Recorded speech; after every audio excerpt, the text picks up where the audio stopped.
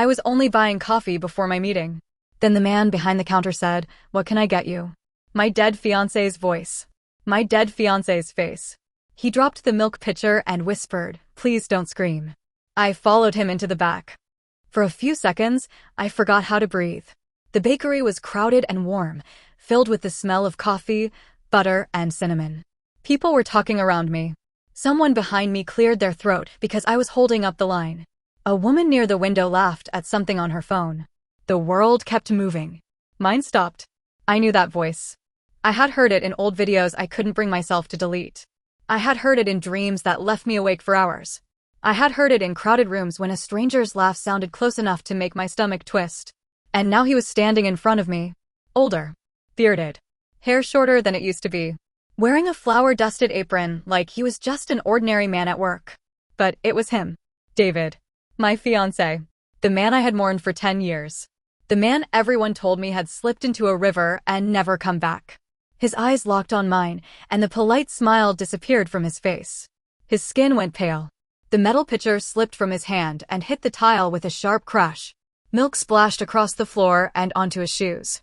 A young woman beside him jumped. "Jason? Are you okay?" Jason. That was what she called him. Not David. Not the name I had cried into pillows. Not the name his mother whispered at his memorial. Not the name attached to the missing person reports, the search efforts, the old photographs, and the life that broke apart when he vanished. Jason. He stared at me like I was the ghost. Then he backed away from the counter. "Please don't scream," he whispered. The girl beside him looked between us, confused. "Jason?" He didn't answer. He turned and pushed through the swinging doors behind the counter. I don't remember deciding to follow him. One second, I was standing there with my phone in my hand and my coffee order trapped in my throat. The next, I was walking around the counter, ignoring the startled voices behind me. "Ma'am, you can't go back there." I kept moving. The kitchen was bright and hot, all steel counters, trays, and ovens. Two people looked up from their work as I passed. David was near the back door, one hand pressed flat against the wall like his legs were about to give out. When he saw me, he shook his head. "No," he said. "Not here. Please. Not here." I wanted to scream his real name so loudly the whole bakery would hear it. I wanted to ask if he was flesh and blood. I wanted to reach out and touch him, just to prove the river had not taken him. But my voice came out low. "You need to talk." He swallowed hard. Outside. He opened the back door and stepped into the alley. I followed him. The air outside was cool and damp. The noise from the bakery faded behind the heavy door. David stood a few feet away from me, breathing fast, his hands shaking at his sides. For a moment, neither of us spoke. I looked at him properly. There were lines around his eyes now. A few gray hairs in his beard. He looked heavier than the boy I had loved, more tired, more worn down by whatever life he had stolen for himself. But nothing could hide him from me. Not the beard. Not the new name. Not 10 years. "You're alive," I said. He shut his eyes. "I'm sorry." I laughed once, but there was no humor in it. "You're sorry. I know that's not enough. You had a memorial." His face twisted. "I know. Your mother collapsed in my arms. I know. I spent 10 years thinking you died in that river." His eyes opened then, wet and red. "I know." "No," I said. "You don't get to say that. You don't know what it was like when they found your truck. You don't know what it was like when they told us the water was too fast. You don't know what it was like to sit beside your mother while she kept asking if you suffered." He covered his mouth with one hand. I stepped closer. "You don't know what it was like to blame myself because I didn't ask you to stay home. You don't know what it did to me. You don't know what it took from all of us." David slid down the brick wall until he was crouched on the ground. "I was scared," he said. That was his first real explanation. Not danger. Not tragedy. Not some impossible accident. Fear. "You were scared," I repeated. He nodded, wiping his face with the heel of his hand. "I had debt." I stared at him. "What?" "A lot of it. More than you knew. More than I could handle." He looked at the ground as if he couldn't bear to see my face. "It started small. Cards. Loans. Then gambling. Then borrowing to cover what I lost. I kept thinking I could fix it before the wedding. I kept telling myself I'd pay it off before it touched you." My stomach turned. He said it like he had been protecting me. Like disappearing had been some twisted act of mercy. "How much?" I asked. "Almost 90,000. The number landed between us. A whole life shattered over money I never even knew existed. There were calls, he said. Messages. People showing up where they shouldn't. I panicked. I thought if everyone believed I was gone, the pressure would stop. I thought you'd grieve and then move on. You thought I'd move on? He flinched. I was 24 and desperate. You were cruel. That word seemed to hit harder than anything else. I didn't mean to be, but you were. He didn't argue. For 10 years, I had imagined his final moments so many times that they became part of me. I imagined wet rocks, cold water, his hands reaching for something that wasn't there. I imagined him alone and afraid while I slept in our apartment, waiting for a text that never came. All that time, he had walked away. He had parked his truck, left his phone, left his wallet, left the ring I gave him. Then he disappeared and let us bury a story he knew wasn't true. I thought about the first months after he vanished. The food people brought that I couldn't eat. The search updates that became fewer until they stopped completely. The dress in the closet. The invitations in a box. His mother, Patricia, sitting on my couch with both hands wrapped around a mug she never drank from. My sister Kimberly slept on my floor more nights than I could count because she was afraid to leave me alone. David stood slowly, using the wall to steady himself. I know I don't deserve anything from you, he said. But I'm begging you. Please don't do anything right now. That pulled me back. Don't do anything? He glanced toward the bakery door, then back at me. I have a life here. A life. His voice broke. A family. Something inside me went cold. He looked terrified before he even said the rest. I'm married. I couldn't speak. Her name is Laura, he said. She knows me as Jason. We have 2 kids. The alley seemed to tilt. I had been ready for excuses. Debt. Shame. Cowardice. Maybe even some messy story about starting over alone. But not this.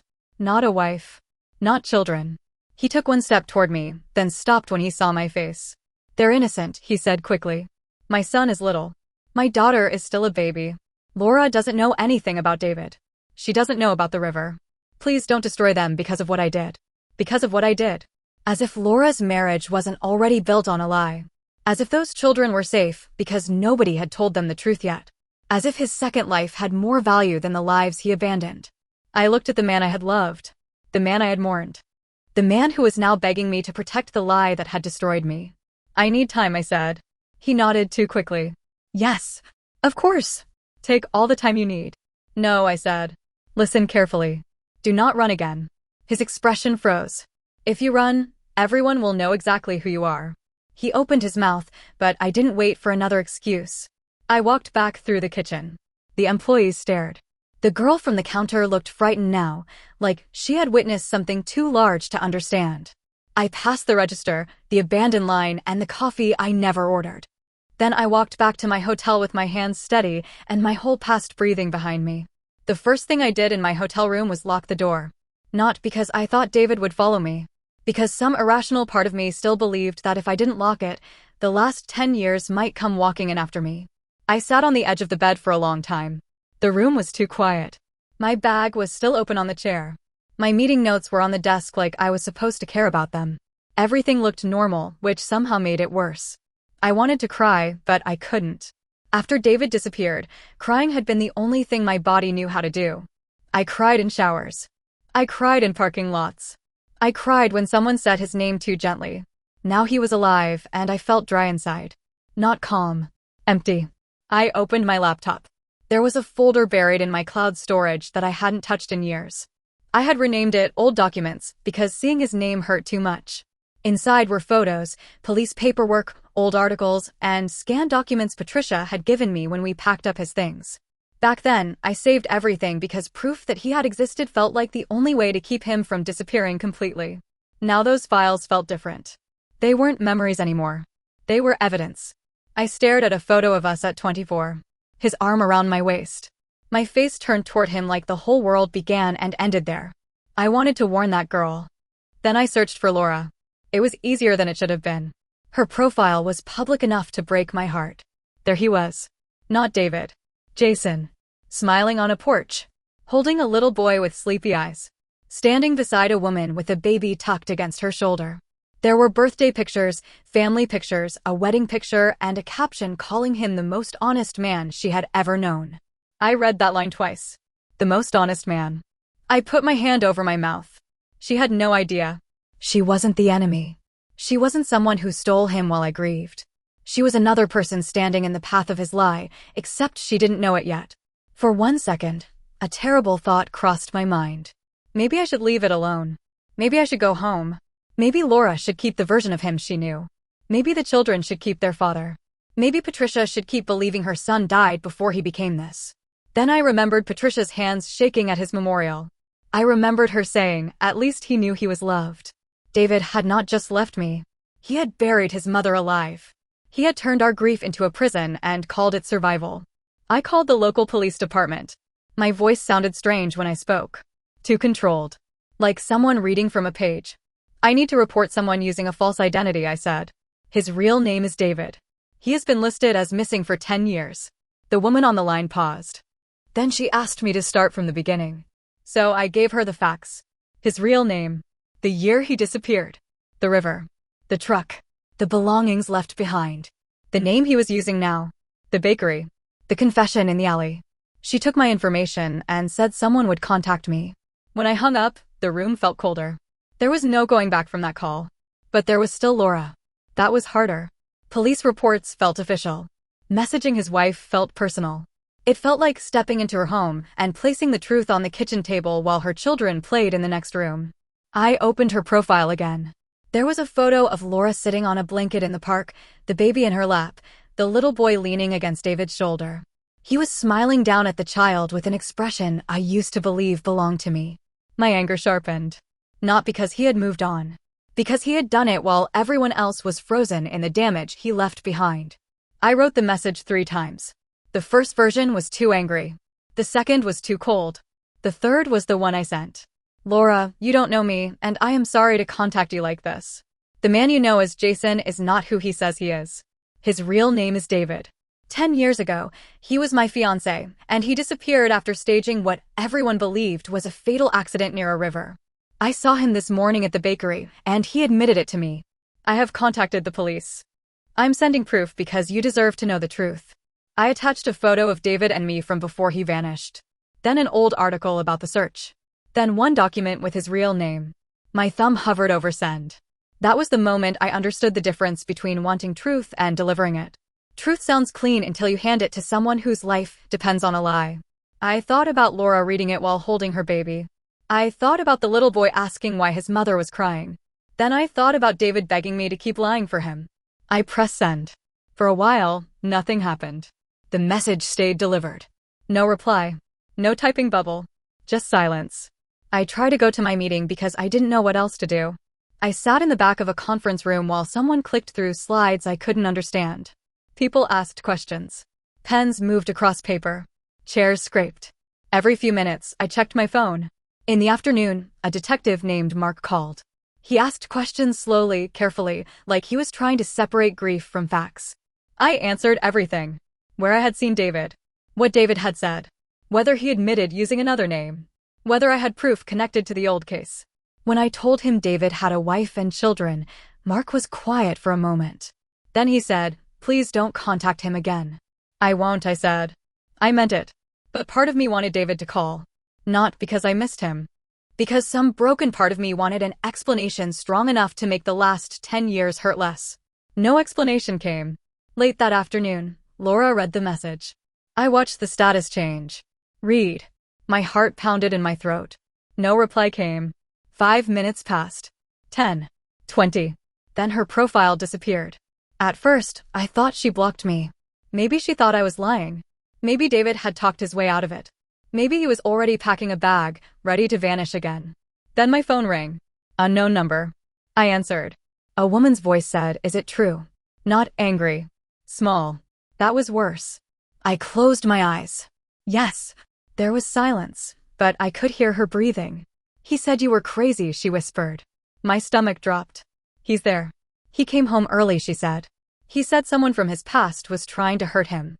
He said not to answer anything." Of course he did. Even cornered, he was still building walls.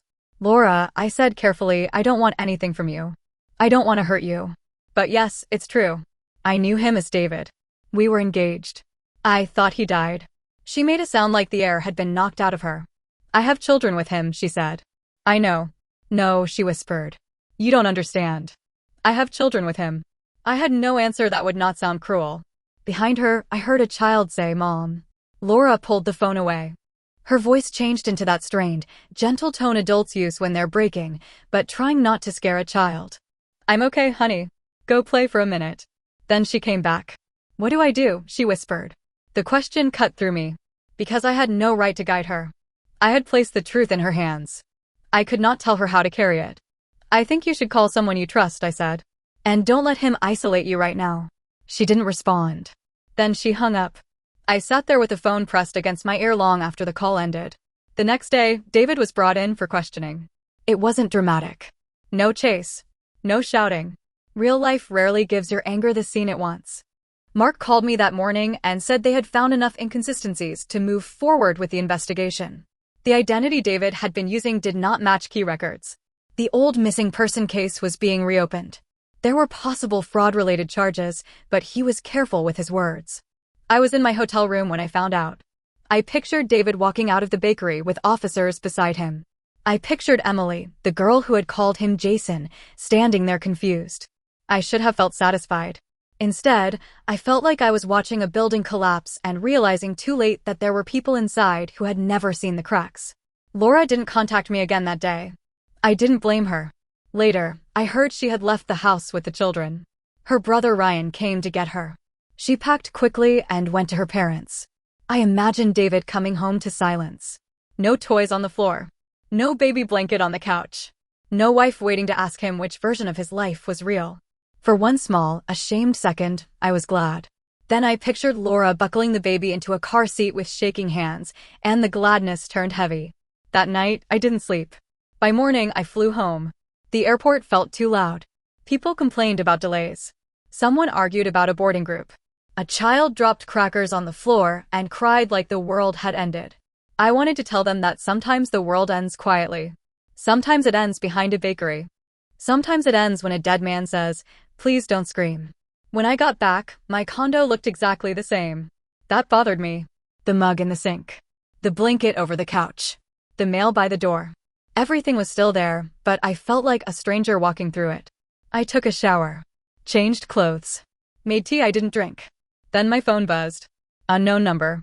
The message was long. "You got what you wanted." I stared at those words before reading the rest. "You ruined me. I'm being sent back to answer for things I spent 10 years trying to leave behind. The bakery is done with me. Laura took the kids. She won't let me talk to them. My son asked why Daddy isn't coming home, and that is on you." My hands tightened around the phone. "You didn't do this for justice. You did it because you were bitter that I survived without you. You could have talked to me. You could have given me a chance to tell them carefully. Instead, you went straight for the throat. Laura is broken. My kids are confused. Congratulations. You finally made me suffer." I read it once. Then again. The part that stayed with me was not the insult. It was "you finally made me suffer." Because that meant he still thought this was about balance. As if my pain and his pain were numbers on a scale. As if 10 years of grief could be weighed against one day of exposure. I started typing. Then stopped. I wanted to say, "Your son is confused because you lied." I wanted to say, "Laura is broken because you built a marriage on a stolen name." I wanted to say, "Your mother spent 10 years loving a ghost." But replying would mean stepping back into the same room with him, even through a screen. So I blocked the number. I thought it would make me feel stronger. It didn't. The next call came from Patricia. I almost didn't answer. But I owed her something. Maybe not the first call. Maybe not the gentlest version of the truth. But something. When I said hello, all I heard was crying. Not soft crying. Not the kind people do when they want comfort. This was raw and broken. "Is it true?" she asked. I sat down slowly at my kitchen table. "Yes." "My son is alive?" "Yes." "And you knew?" Her voice changed on that last word. "I found out in Savannah." "You found out and called the police?" "Patricia, you called the police before you called me?" The accusation hurt because it was true. I was in shock. "He is my child," she said. "He is my child, Jessica." "I know." "No, you don't. You don't know what it is to bury your child." I almost said, "I buried my future." But I didn't. Pain is not a contest, even when grief wants it to be. "He lied to both of us," I said quietly. She sobbed harder. "I would have gone to him," she said. "I would have asked him why. I would have held him before they took him away." That broke something in me. Not because I regretted calling the police. Because for the first time, I saw the moment through her eyes. A mother found out her son was alive and in custody almost at the same time. There was no gentle version of that. But maybe there had been a less brutal one. "I'm sorry," I said. She hung up without saying goodbye. I sat at the table for a long time after that. Then Kimberly came over. She didn't knock. She still had a key from the years when she was afraid I wouldn't open the door. She walked in carrying food I didn't ask for and wearing the expression of someone who had rehearsed a difficult conversation. "Have you eaten?" she asked. "No." She put the food on the counter. Neither of us touched it. She sat across from me. "I heard," she said. "Everyone heard. Enough people heard." I looked down at my hands. She waited until I looked at her. Then she said, "Why didn't you call me first?" That hurt more than I expected. "I don't know. You always call me." "I wasn't thinking like that."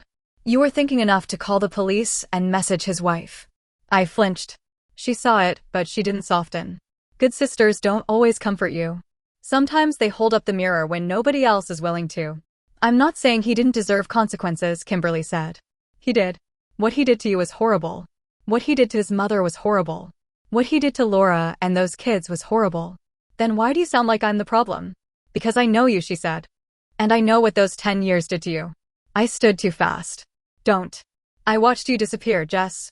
Don't call me that right now. I watched you stop living because of him. I know you wanted the truth out. But I also think part of you wanted him to lose something." The room went quiet. I hated her for saying it because I couldn't immediately deny it. Part of me had wanted him cornered. Part of me had looked at his second life and thought, no, you don't get to keep this untouched. But another part of me had seen Laura's face in those pictures and knew she deserved to know who was sleeping beside her. Both things could be true. That was the part nobody warns you about. Sometimes the right action comes from a place inside you that is not clean. Kimberly's voice softened. "I wish you had taken one night. Called a lawyer. Called me. Called his mom. Something. He told me not to destroy his kids. And I couldn't stand hearing him use them as a shield." She looked down. "They are still kids." "I know. Do you?" That silenced me. Because yes, I knew. But I knew it differently after pressing send. Before that, they were proof that David had built a life while mine was stuck in wreckage. Afterward, they became real. A little boy asking where his father was. A baby too young to understand anything except her mother's shaking arms. Kimberly reached across the table, not touching my hand, but close enough that I knew she wanted to. "I'm not here to condemn you," she said. "But you asked me once how people survive things that are unfair." I remembered. It was one of the first summers after David vanished. "What did you say?" I asked. "I said they survive by not letting the unfair thing decide who they become." I looked away. Because that was exactly what I was afraid of. In the days after, the story spread in pieces. Not all of them were true. Some people said David had another woman waiting for him when he disappeared. I don't know that. Some said I hunted him down. I didn't. Some said Laura knew. She didn't. Some said I ruined a happy family out of jealousy. That one stayed with me. Because I wasn't jealous of Laura. I was sorry for her. But I also couldn't pretend there hadn't been one brutal second when I saw their family photos and thought, why did she get the version of him who stayed? Even if that version was fake. Even if her happiness was built on a lie. It still looked like something I had been denied. Mark called twice with updates he was allowed to give. David was facing legal trouble tied to the identity he used and the old disappearance. There would be hearings. Paperwork. A process that would move slowly no matter how quickly everything had fallen apart. I asked once if David had mentioned his mother. Mark paused. Then he said he's asked about his children. Of course he had. He should ask about his children. They were innocent. But Patricia had been innocent too. Laura had been innocent. I had been innocent. David created a world where innocence did not protect anyone.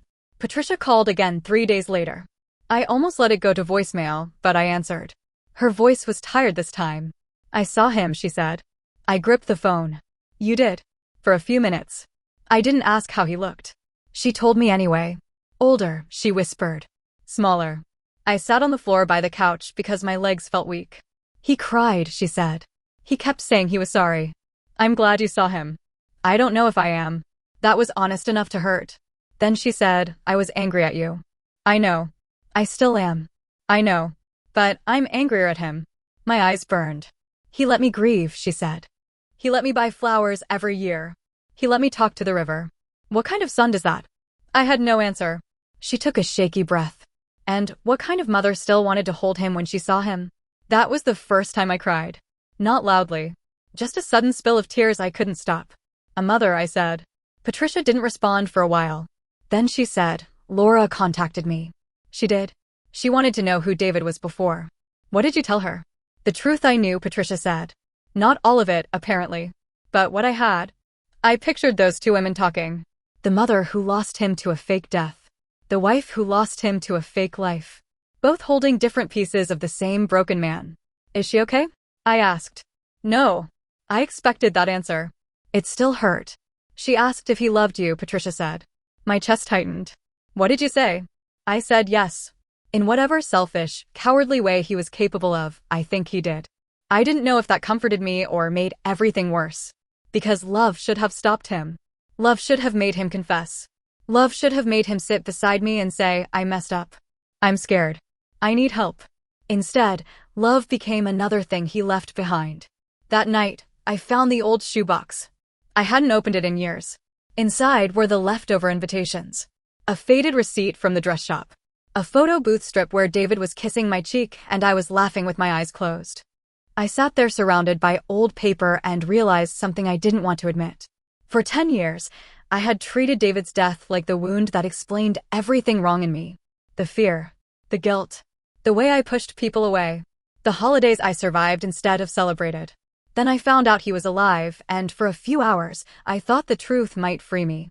It didn't. It changed the shape of the wound. That was all. A death can haunt you. So can a lie. A week after the bakery, Laura messaged me again. Only one sentence. I don't forgive you, but I believe you. I stared at it for a long time. Then I typed back, I'm sorry. She didn't answer. Maybe she never will. I don't blame her. David has not contacted me again. Sometimes I wonder if he hates me more than he hates himself. Sometimes I wonder if he has twisted the whole thing in his mind until I am the villain, and he is just a father torn away from his children. Maybe that is easier than facing the truth. He didn't lose his family because I found him. He risked losing them the day he chose to become someone else. That is the sentence I repeat when guilt gets too loud. But there is another sentence too. I did not give Laura much time before I changed her life. Both are true. That is where I am now. Not victorious. Not healed. Not proud in the simple way people online want me to be. I am sitting with the fact that justice can be necessary and still leave bruises on people who did not deserve them. Kimberly still checks on me. Patricia and I are speaking, but carefully. Laura is with her family. The children are safe. David is finally answering to his real name. And I am trying to understand what it means to grieve someone twice. First, I grieved the man I thought died. Now, I am grieving the man I wish he had been.